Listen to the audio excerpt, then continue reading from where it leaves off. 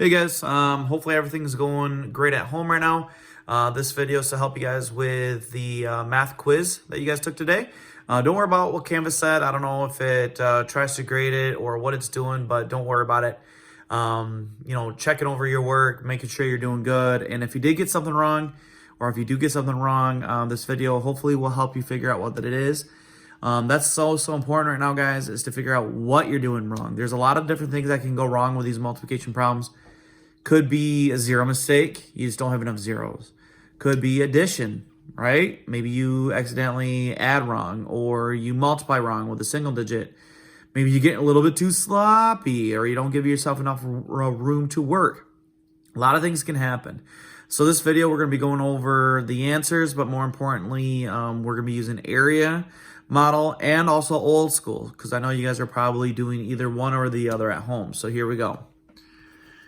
All right, so this first question on the quiz was, of course, 3,819 times 4. So you guys can see here that I expanded. Sorry, it's kind of blurry. Hopefully it'll clear up. 3,810 and 9 on top. Sorry, I forgot my plus signs, but you know they're there. And then, of course, 4 on the side. So here we have 3,000 times 4 is 12. So 3 times 4 is 12. And then you got to just check your zeros. So there's 3 zeros there. So there should be 3 zeros there. There it goes, clearing it up for you. Sorry about the blurriness there. Now you can see what I was doing, right? So this hundreds box, we have 800 times 4. And we just do 8 times 4 is 32. That's where I got this right here. And then I just tack on 2 zeros because there's 2 zeros here. And then 10 on top, 4 on the side, 40. And then 9 on top, 4 on the side, 36. Okay? Add up our partial products. Notice I do a really nice job here of lining up place value. So when you line up all those place values, I got 15,276. Now for old school, walking you through an old school model real quick. Of course, we want to start with the 9 and the 4, right? So 9 times 4 is 36. You see how I drop my 6 and I carry my 3. And then I go next, I do 4 times 1. Well, 4 times 1 is 4, plus the 3 on top is 7. So I drop a 7 here, and I do not carry anything because this is just a single-digit number. There's no need to carry anything above the 8. And then 4 times 8 would be 32. So I drop my 2, carry my 3, and then finish it up by doing the 4 times the 3. And that's 12. And then remember, you have to add whatever you put on top. So 12 plus 3 is 15. So you end up with 15,276. My next problem is 6,423 times 7. And once again, I expand the top. So I need 4 boxes here because it's a 4-digit number. So I have my thousands box, 6,000. My hundreds box, 400. My tens box, which is 20. And my ones box, which is 3. And then I'm going to be multiplying every one of those by 7, of course. So 6,000 times 7. 6 times 7 is 42. And then, of course, you just tack on the 3 zeros on top. So that's 42,000. My next box here is going to be 400 on top there, times the 7 on the side. 4 times 7 is 28. Tack on 2 big fat zeros. And then my tens box, I have 20 on top, 7 on the side. 20 times 7 is 14, or 2 times 7 is 14. Throw on that 0. And then 3 times 7 is just 21. No big fat zeros here, just because obviously it's the ones place. Then you add up your partial products. Once again, line up your partial products very, very carefully by the ones place, the tens, hundreds, and thousands, and even 10,000s. Just double checking, make sure that you're having the same partial products as me. If you did have the same partial products as me, but you got a different answer, that means you had some type of adding mistake, and you got to be very careful. Something went goofy there. But if you add up those numbers very carefully, you are going to get 44,916.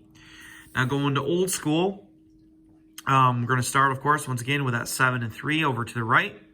7 times 3 is 21. So you drop that 1 in the ones place and you carry that 2 up above, right? So 7 times 2 comes next. You get 14, but don't forget to add that 2 there. So 7 times 2 is 14, plus 2 is 16. That's why I dropped a 6 here and carried a 1 there.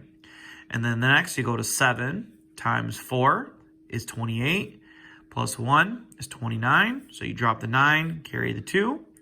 And finishing up with 7 times 6 is 42, plus 2 is 44. So I put that down in my answer, and lo and behold, it's the exact same thing as I got over here, 44,916.